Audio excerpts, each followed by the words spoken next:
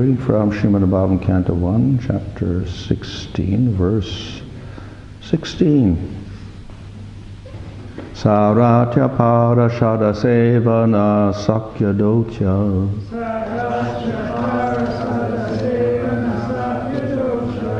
Virasananugamana stavana pranamam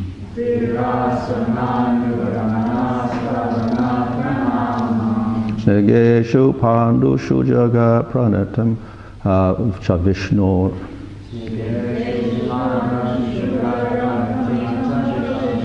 Bhaktim koroti nirpatis charanat avinde.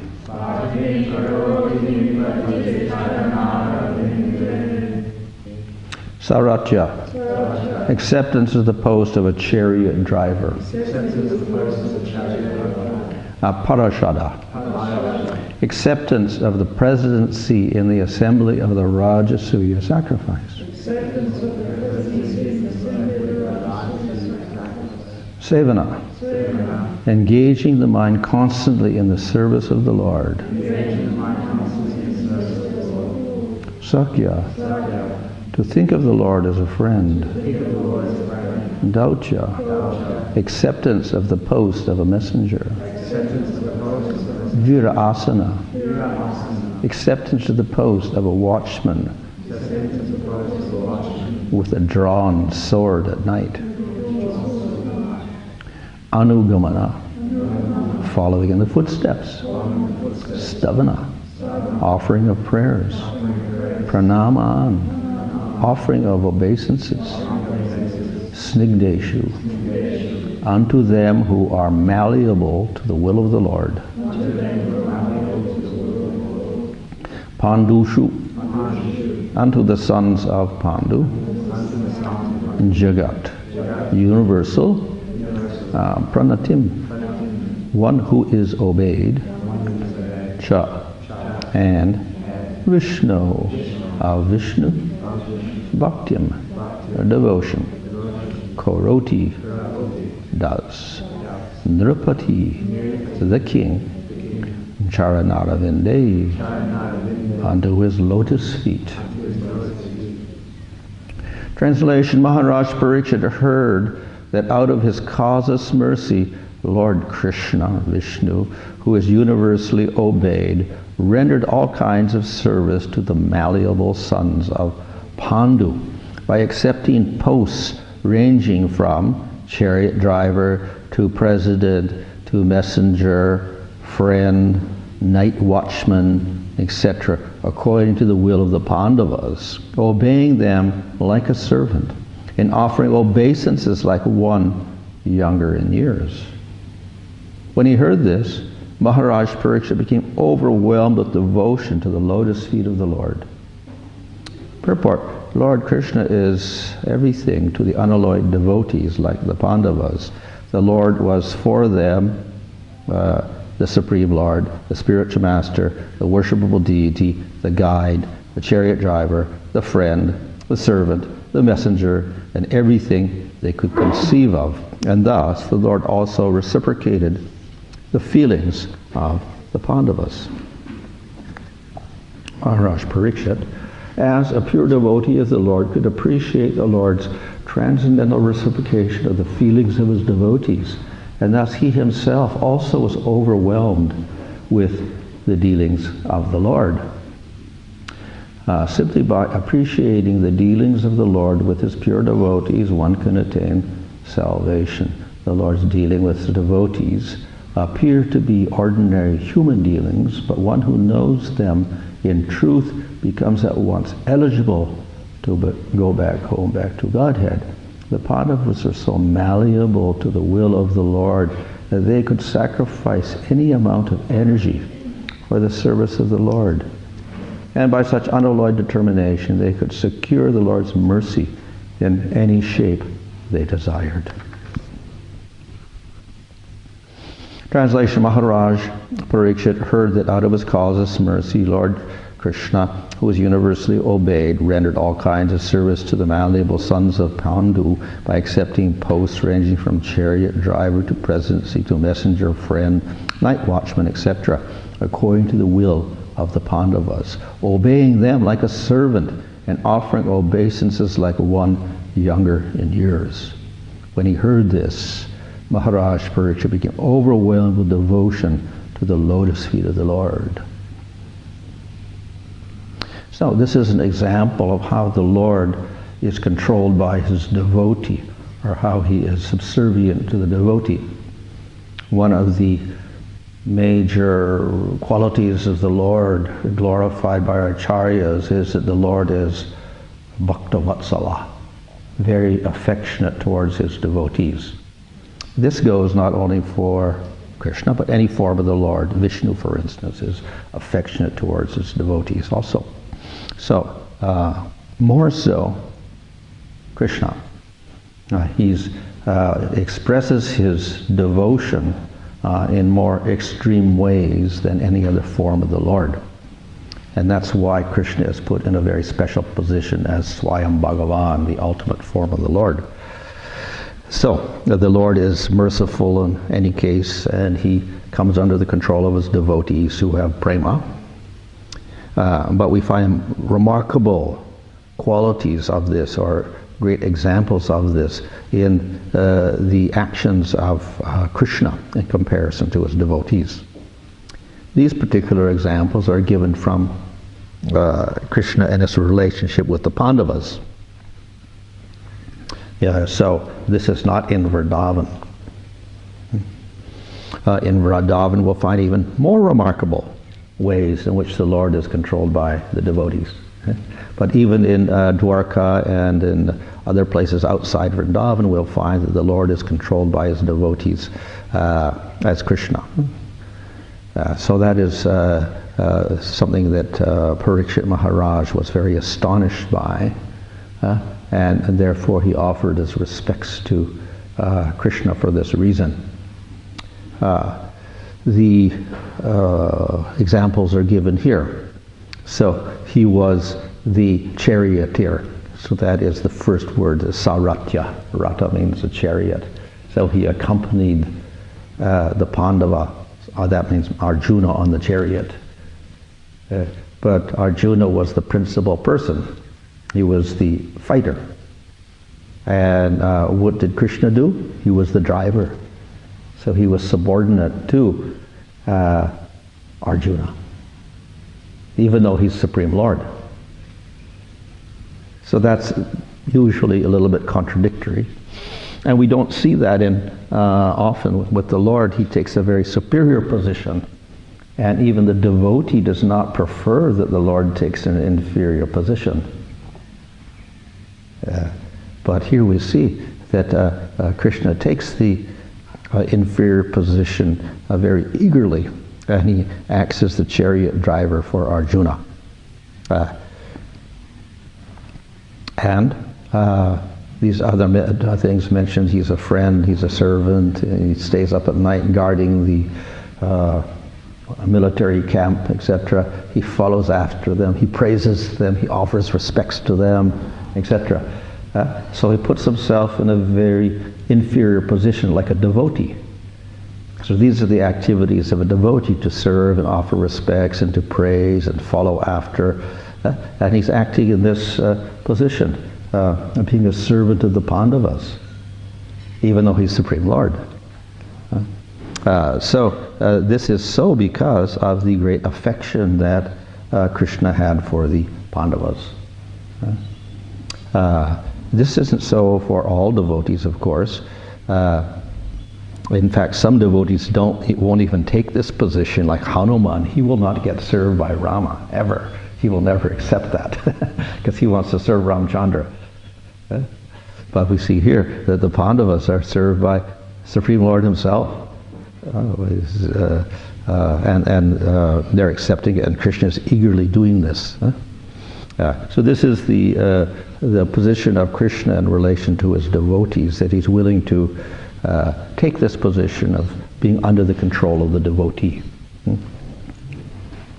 So normally, of course, we define Bhagavan as the independent Supreme Lord, not controlled by anyone. And that is also the concept of God or Supreme Lord, which is most common in this world. The Lord is the Supreme. He's the controller. And you are the servant. And that is expressed also by Chaitanya Mahaprabhu, where he says we are Nitya Krishna Das. The jivas are eternally the servant of the Lord. So that's constitutional to our position as jivas. And many people of the world, this is how they regard themselves in relation to God. We are very small, God is very great. So that's the normal conception of God. And in terms of rasa, this leads to dasya rasa in a mood of aishvarya, or great reverence, where we understand the great powers of the Supreme Lord. With Krishna, this position of being the Supreme Lord becomes less prominent, and it disappears in many cases because of the sweetness of Krishna, his form, his qualities, his relationships with his devotees, so that reverence gets eclipsed by the close relationship of love with Krishna. In the case of Vishnu or Ramchandra, it does not get eclipsed, and they're always regarding him as he's the Supreme Lord, I am the servant. But with Krishna, they tend to forget sometimes. So that happens with the Pandavas. We see that in the Bhagavad Gita, Arjuna saw the universal form. And then he said, oh, Krishna, Supreme Lord. And then he remembered, well, I was eating with Krishna, joking with Krishna, lying down with Krishna, I was friendly with Krishna, I was treating him as equal. So how can I do that? And he started apologizing. How could I do that? So he forgot about that a lot of the time. And then when he saw the universal form, then he was reminded, oh, Krishna, Supreme Lord. So even with Krishna outside of Vrindavan, the devotees sometimes and often forget this. He's Supreme Lord, and they act in a very friendly way. And that is expressed through the Pandavas here, where he acts as the charioteer, he acts as the guard at night in the military camp, he's following after them, he's praising them, he's offering his respects on the ground to them, etc. So they all forget that he is Supreme Lord in that position. So quite remarkable. At other times, of course, they recognize him as Supreme Lord. As we see Arjuna, when he sees the universal form, then he starts apologizing to Krishna, says, please forgive me for treating you as a friend, actually you're Supreme Lord, etc. And of course, it's not just the Pandavas. We see the people of Dwarka are also in this position of having intimate relationship with Krishna. Yet, again, it is tinged with this idea he's also Supreme Lord. So we have Vasudeva and Devaki. They understand Krishna as Supreme Lord. At the same time, he's our son. So they had great affection for him as a son. And then at the same time, they think, oh, but he's also the Supreme Lord. They've got a mixture of feelings. In Vrindavan, however, this gets generally completely eclipsed. And they don't see Krishna as Supreme Lord at all. He's only a friend of the cowherd boys, or he's the lover of the gopis, or he is the baby from Mother Yasoda and Nanda Maharaj. And they don't think, oh, he's Supreme Lord. Of course, sometimes we see in those, when they're addressing him, in extreme circumstances, the gopis will say, oh, Mukunda, killer of this demon or killer of that demon, please save us, you're the Supreme Lord, or something like that, they'll say. So they may sometimes periodically refer to Krishna as Supreme Lord, but immediately forgotten. It gets covered over again. And again, they think of Krishna as their dearmost.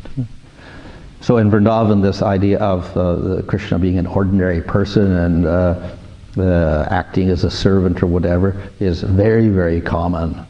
Yeah? So we have this picture of Krishna carrying the shoes of Nanda Maharaj on his head, carrying the shoes of Nanda Maharaj and approaching Nanda Maharaj. He's serving his father in this way. Similarly, he serves Yasoda and he's offering her respects in the morning before he goes out and herds the calves and the cows. Then he offers his respects to Mother Yasoda and Nanda Maharaj, and very careful. And then they keep warning him, be careful of the wild animals, and maybe there's some demons out there, whatever like this. So, and then Krishna promises that he'll take care and be under the control of the guardianship of Balaram. So he acts just like a normal small child in relation to his mother and father. And of course with his friends when he's playing in the forest, that they don't think of him as Supreme Lord at all. They're joking with him and exchanging food with him. This was the problem with Lord Brahma.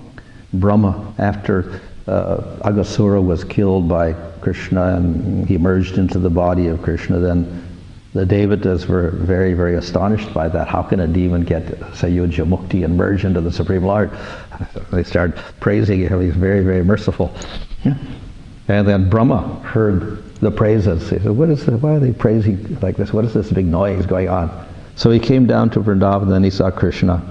By that time, Krishna was having a lunch with the cowherd boys. And there were, of course, millions of cowherd boys spread out all over the forest like this. And then Krishna was there among the cowherd boys. And he did not look like God at all. Brahma is expecting to see, some Supreme Lord like Vishnu or something there, very majestic. And here was a little boy sitting down with some cowherd boys, eating his food with both hands, exchanging food with his friends like this, like they often do, joking with his friends. And so he said, how can this be the Supreme Lord? So he was very astonished by that, and therefore he tried to test Krishna and see if he was Supreme Lord by stealing the calves and cowherd boys. So anyway, very, very remarkable, and some people can understand how Krishna's acting with his friends in this way. They treated him as an equal, like another little cowherd boy. He doesn't seem to be Supreme Lord at all. Well, and Krishna acts just like that. He doesn't say, well, I'm just pretending now, and actually I'm Supreme Lord, but I'll pretend just for them because they're, they want to see me like this. So he's actually identifying completely with his role as a cowherd boy. This way, Krishna's acting as a friend or as a servant, and he praises others, etc. Takes all sorts of positions to please his devotees. And those devotees are continuous in seeing Krishna in that position, as being an equal and inferior or whatever, and not seeing the Supreme Lord. So that's the outstanding quality of Krishna in relation to his devotees, and particularly with the devotees of Vrindavan. So that is the aspiration for the devotees of Lord Chaitanya, to realize that Krishna in Vrindavan, where everyone is seeing Krishna in the particular relationship of love without that awe and reverence. So in this way that is encouraged by Chaitanya Mahaprabhu. So that is indicates the very special nature of Krishna, as why we put him in that special position of Swayam Bhagavan, because of the way in which he relates to his devotees in this intimate way, and he serves them in so many ways. That's the sign of his great mercy. So this may look like a contradiction. How can the Lord be dependent on his devotees, be inferior to his devotees? Because by nature he is supreme. That's how we define Supreme Lord. So when we learn Sambandha Gyan, okay, Lord is supreme, he is independent, he's number one, like this. And then of course Krishna is the highest one among those. And then we have the jivas, little particles like this, and insignificant, and they're eternally the servant of the Lord. That we have to learn in the beginning. But yet we find in the highest level it goes opposite. And the devotee is supreme, and Krishna is inferior. He's serving the devotees. And of course, ultimately, who's Krishna dependent on most? Radha. So Radha is supreme and Krishna is secondary. So instead of Swayam Bhagavan, we have Radha at the top and Krishna serving Radha. So this looks very contrary. In the beginning we were learning one thing, and ultimately it's reversed in the spiritual world, where Krishna is not supreme. How can he do that? So the answer is that Krishna, any form of God, of course, by his nature is supreme. At the same time, he responds to his devotees, and he likes to please his devotees. He is merciful to his devotees. He is receptive to his devotees. And so it is natural that he will do many things for his devotees. And he'll do anything to increase the feeling of love between the devotee and the Supreme Lord. He will cooperate completely to do that. So if the devotees desire this type of very intimate relationship of affection and love, then Krishna should respond to that. If he doesn't respond, how can he be God? So some devotees like this, prefer this type of relationship as the devotees have in Vrindavan. Others may not. They want to have a formal relationship. As I said, most people think of God as that supreme person, and they worship him with awe and reverence. So that is, if they like that, fine. And that's how the Lord appears to them. But if they want that intimate relationship, then they can have that also. And the way they can have that is by worshiping Krishna in Vrindavan and developing that mood. So it is not that where Krishna becomes dependent on his devotee, that is not a sign of weakness on the part of the Supreme Lord. It's a sign of his great mercy and compassion and his response to his devotees, that he is willing to serve them in many ways. So in this verse we have this word snigdeshu pandushu, which Prabhupada translates as malleable, which means like a piece of clay is malleable, like a piece of dough, you can change it this way and that way. So the word snigna means very soft. It literally is very soft. It also refers to oil, which is very slippery. And in another meaning is very affectionate. So this word snigdha is often used in relation to the devotees, because they are also affectionate to the Lord. Their hearts are very soft and malleable in relation to Krishna. And Krishna is also very snigdha, or very soft and affectionate towards them. Therefore, they're willing to do anything for each other. The Lord is willing to do anything for the devotees are willing to do anything for the Lord because of that great affection. So this is a very great quality. And according to that strength of affection, we get equal response. As Krishna says in Bhagavad Gita, as you surrender unto me, I respond accordingly. So if you have this great affection or malleable heart, then Krishna responds equally with a malleable heart. He's willing to do everything for the devotee, like the devotees willing to do everything for the Supreme Lord. And that is the position of Krishna in Vrindavan and the devotees in Vrindavan. They're completely dedicated like this. In other places, yes, they have affection, they have prema, but there's a little more reserve there. But in Vrindavan, they're all completely melted in relation to the Lord. So we cannot accuse the Lord of having a fault for doing this. He's simply responding to his devotees. Another way that I think Jiva Goswami explains this is that the bhakti or the prema is actually, that is in the devotees, it's actually coming from the internal Shakti of Krishna. The Antaranga Shakti of Krishna, or the Sarup Shakti of Krishna. We know that Krishna has Antaranga Shakti and manifests the spiritual world. It has its Sat potency, Sandhini Shakti, and then within that we have the Samvit Shakti, which is the consciousness Shakti that produces rasas and relationships and perceptions of Krishna, and etc. And then we have the Hladini Shakti, so the devotees can experience bliss. So bhakti and bhava and prema are a combination of Hladini and Samvit Shaktis. That's the perception, ability to perceive the Lord and experience the Lord, and ability to experience bliss in relation to the Lord. That's Hladini Shakti. So that is what bhakti actually is in its emotional aspect. It's the Shakti of the Supreme Lord, that internal Shakti. But it manifests in the jiva through the process of sadhana bhakti. When you get to bhava, then the Hladini and Samvit Shaktis manifest in the jiva. So actually, that's part of Krishna. That's his internal energy, part of Krishna, by which he experiences bliss. So that manifests in the jiva. And then the Lord, what is the Lord attracted to? He's attracted to the devotee's love, which is his own Shakti.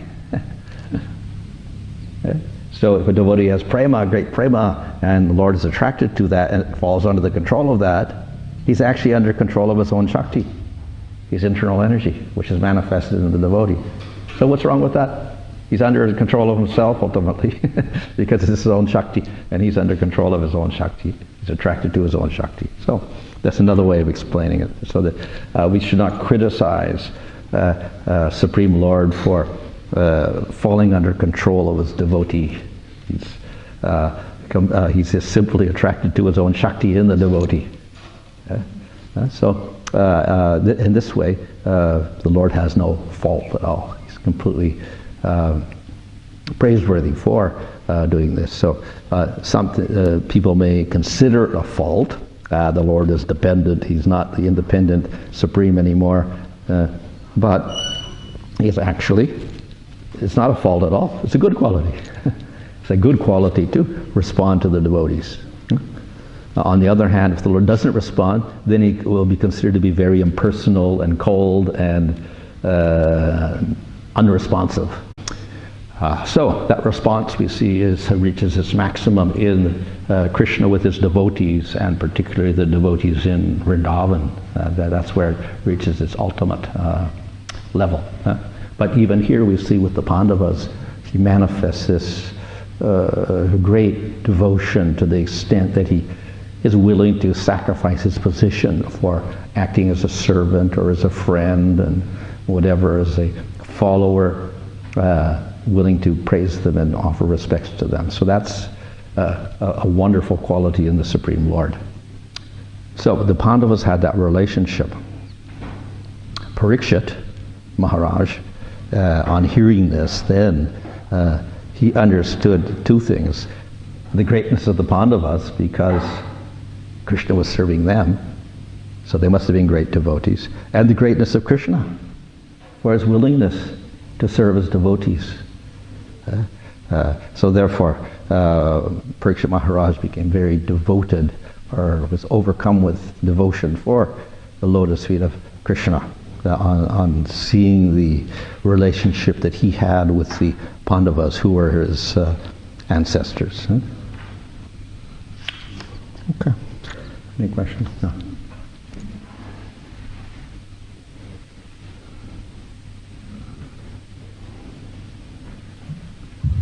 So we understand that we have that pure love of Krishna praying in the spiritual world, but if we're falling down into the material world in contact with the mode of passion, that pure love is transformed into lust.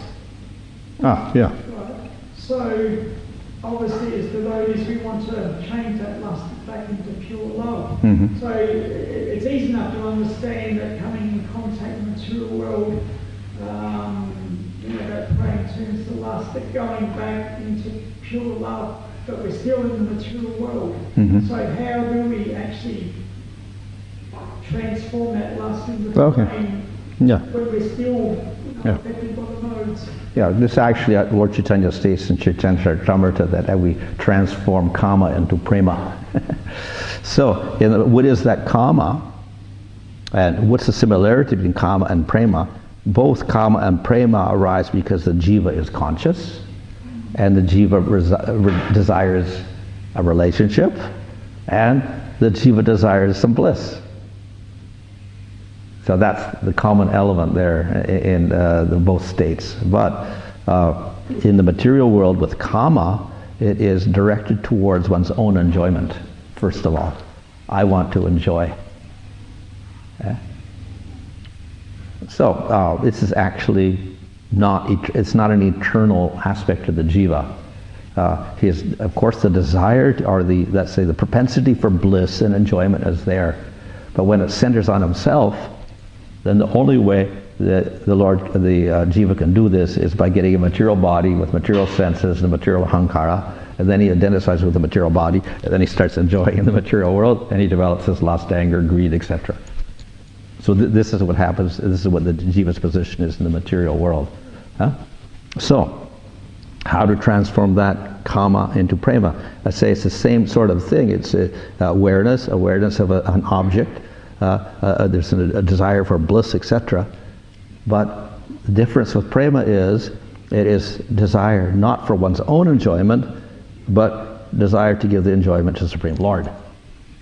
Instead of for self, it's for the Supreme Lord. So that's the difference between kama and prema. The kama is for the self, prema is for the object of love, Krishna. So how to transfer that? Because we're stuck here for life after life, conditioned to this idea, I have to get my enjoyment, and we're thinking of me, myself all the time. How do we transfer that? Very difficult to do. And therefore, jivas have a big problem doing this, and most of them don't. They're stuck in this material world condition. They become conditioned life after life. So it's a difficult process, but the process of mercy and bhakti is very strong also. So if we get this agata sukriti in the form of accidental bhakti, like prasadam or hearing the name of the Lord, even though it looks like it's just casual and whatever, it doesn't look like it's going to have, it actually begins to affect that jiva. And the jiva, instead of thinking of me and mine all the time, then he relaxes that a little, and he begins to expand his idea of enjoyment, and then eventually he begins to accept that I should give some enjoyment to the Supreme Lord. I'm Krishna Das, I should give him the enjoyment. So the beginning of that feeling is faith, which may take many lifetimes of agata sukriti, accidental bhakti, or to take place. And then finally, when that arises, then the jiva can begin to the process. But it's he's got a little bit of tendency for the Supreme Lord at that time, a little bit of giving, but still he's got the other idea, I still got to enjoy. So therefore we have this gradual process of anartana vritti in the process of bhakti, where gradually by practicing surrendering to the Lord, giving to the Lord, loving the Lord, the propensity for enjoying for the self becomes a little bit less, a little bit less, a little bit less. So as the desire to please the Lord becomes more and more, automatically the desire to enjoy for oneself becomes less and less. So therefore we get stages like nishta, ruchi, asakti, then we get bhava, and we get prema. And when it's prema, then it's 100% only desire to please the Lord. No desire for the self at all. So it's a gradual manifestation of that bhakti. So that's actually a sort of shakti of the Supreme Lord. And then it begins to manifest as Sladini and Samvit Shaktis in the bhava stage. Before that's a little weaker, so it doesn't really manifest clearly. Still, that's there. So we can say that how we get from kama to prema is, you can say, bhakti. It's the internal shakti of the Lord acting on the jiva and gradually increasing as the jiva gets more determined and serves the Lord more. So, Krishna tells Arjuna that this karma is situated in the heart, mind, and senses. Yeah. So it sort of sounds like it's something external. Well, it's actually in the jiva. Yeah, well, I was going to say in the third part to the first verse of Bhagavatam, Prabhupada mentions that propensity for sex desire is inherent in the soul. It's not something external or part of the material. So we said that original desire to enjoy for the self is there in the soul, in the material world. Then it just gets expanded in the mind, intelligence, false ego, and we're thinking of all ways in which we can get that enjoyment there. But the source is the jiva himself. He's bahirmukha. He doesn't want the Lord. He refuses to admit a Supreme Lord. So what is the alternative? Self.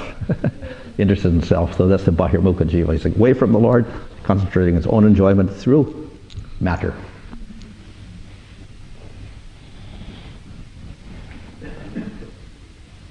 Maharaj, you explained the uniqueness of Krishna, especially based on his relationship with the devotees, and how he becomes overwhelmed by that affection, so much to the point where he actually forgets to be Krishna, and it's just an ordinary human being. Or we can see the same thing as the Lord Chaitanya, he doesn't actually present himself as being God. Yeah. And so therefore with Lord Chaitanya and Lord Krishna, it's Srimad Bhagavatam and the most prominent or significant form of the Lord. But then we see with Lord Nrsimhadev, who's also held in great sort of prominence by the devotees. It's a completely opposite relationship where he's seen all of them. Why is it Nrsimhadev holds that prominence? Of Aishvarya? Well, no, but like for the devotees, Nrsimhadev is one of the more prominent forms of Krishna. Yeah. Whereas like we see with Lord Chaitanya, Lord Krishna, is they're not presenting this Aishvarya aspect, it's very much Gurya and Vagariya sort of aspect. Yeah, so why you're saying why Nrsimhadev is so prominent? So prominent. Well, in Laghu Bhagavatamrita, there we have 3 Purna avatars. Before that we get the lesser forms, and so like that we get, in Purna forms we get Nrsimhadev, Rama, and Krishna as the ultimate form. So Krishna is most complete, then Rama shows more qualities of the other forms, and then Nrsimhadev also a little more than the other forms. Then the other forms get less and less and less as they go on. So he does have a little more prominence than the other forms, and therefore his worship is also quite popular. But of course it is Aishvarya. He's directly understood as Supreme Lord, and it's Dasya. There's no Madhurya with Nrsimhadev or anything like that, or Sakya with Nrsimhadev. It's all Dasya. But then also with Lord Ramachandra, he seems to be somewhat between Nrsimhadev and Krishna. Yeah, because he's human for one thing, and he's quite soft. He's not like Vishnu, so formal. He's very merciful, like Hanuman has this very intimate Dasya relationship with him, so it's a little bit more intimate than with Vishnu, for instance. Whereas like Nrsimhadev is completely like Hare. Yeah.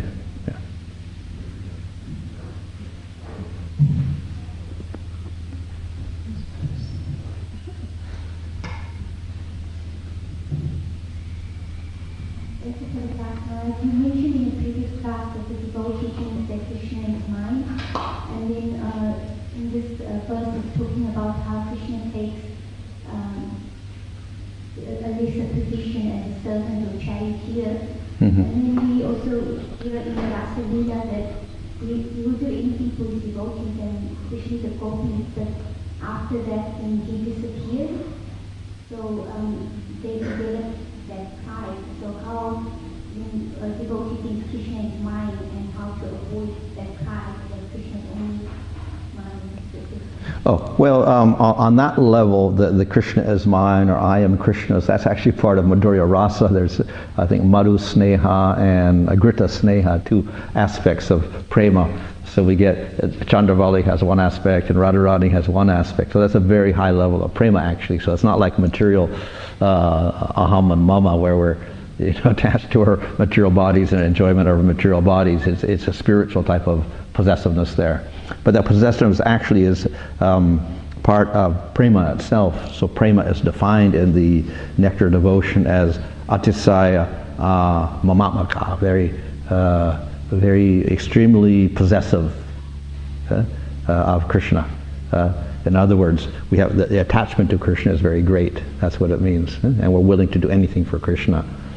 So that is spiritual possessiveness. Actually, Vishnu Chakravarti in the Madhurya Kadambini, there he kind of measures that possessiveness. So in the beginning of bhakti, we have material possessiveness with a little bit of desire for Krishna. But as we go through the bhakti, then that material possessiveness decreases, and our possessiveness of Krishna increases more and more. And when we get prema, there is extreme possessiveness of Krishna and no desire for our own possessiveness, material possessiveness at all. So that's the position of prema in terms of, let's say, possessiveness, spiritual possessiveness. It's a desire to serve only Krishna. We could say it means complete surrender in one sense. But there's no aspect of material type of possessiveness.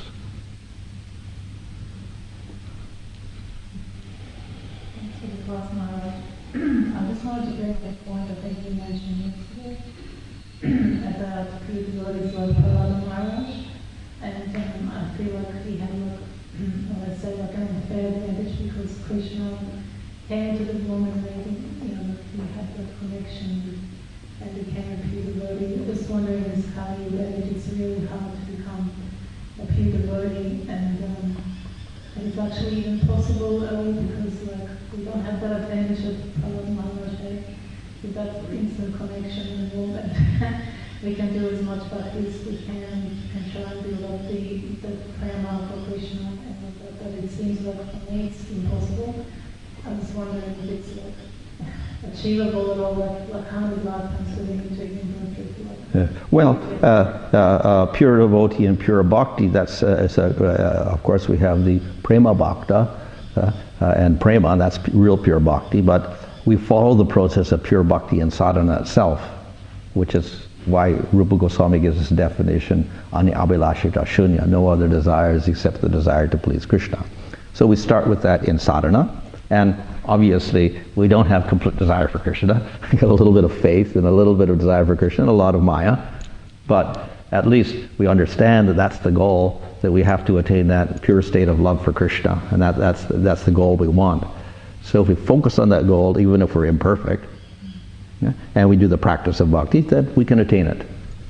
It looks difficult, it looks far away, but we have the advantage of mercy of Krishna. So I say Krishna is very attracted to his devotees. Not only the prem bhaktas, he's under their control, but even for the sadhakas, those who are doing sadhana, Krishna's control, he's attracted to those devotees. And even Vishnu is attracted, so Vishnu got attracted to Gajendra, who didn't even have pure bhakti, wasn't even practicing pure bhakti. It was explicit desire to get rescued from a crocodile. And the Lord responded to him and rescued him. So if we're doing pure bhakti, then we can also get the mercy of the Supreme Lord also, and that will quicken the process. I just ask also because there's also karma involved, so like a jiva takes a body, material body, Yeah. and I don't know like when the karma begins, but there's like always A beginningless karma, anadi. there's always like baggage that comes with the Yeah. body, And it's difficult to remove the karma, exactly. So but to get that karma. yeah, even Ajamil got all of his karmas removed by simply chanting saying to his son, your name is Narayana. And then all of his karmas disappeared, past, present, future. So all the baggage of karma disappeared suddenly. And of course Bhagavatam says that even the Chandala, or the dog eater, who's got the lowest karma, bad karma, by birth, then he chants the name of the Lord once purely. All the karma is gone. So getting rid of karma also is not a very serious endeavor for devotees who are practicing bhakti. Karmas go like that. Okay, Hare Krishna.